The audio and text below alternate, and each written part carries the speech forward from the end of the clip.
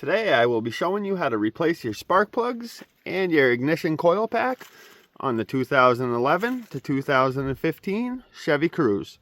So our first step is to pop this cover off, and you can just grab it from the front, lift up,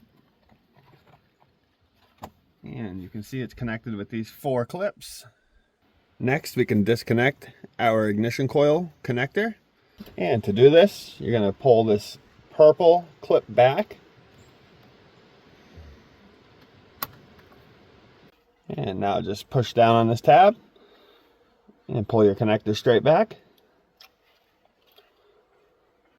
Now we can take our T30 bit and remove these 2 bolts.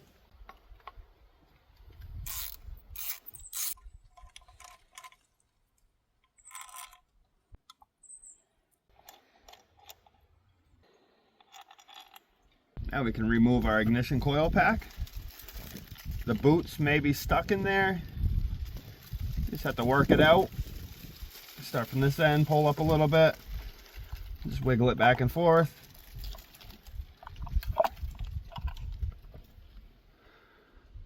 So now we can grab our 5/8 spark plug socket. Spark plug sockets have a little rubber grommet in there. That grabs onto the spark plug and pulls it out. And you'll also need an extension. This is a 6-inch. And you'll want to rotate counterclockwise.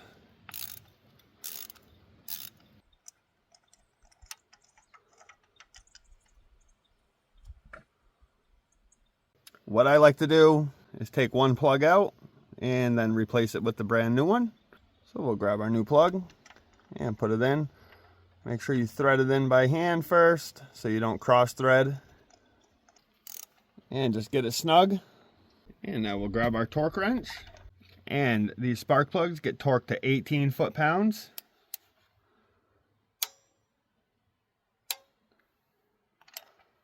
And now just follow the same process for your next 3 spark plugs.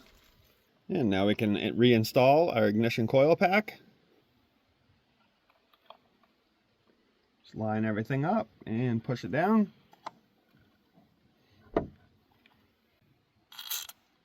Thread our 2 bolts back in. Torque these 2 bolts to 71 inch-pounds.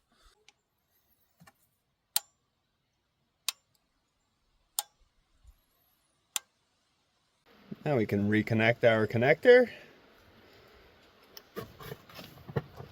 Just push it into place.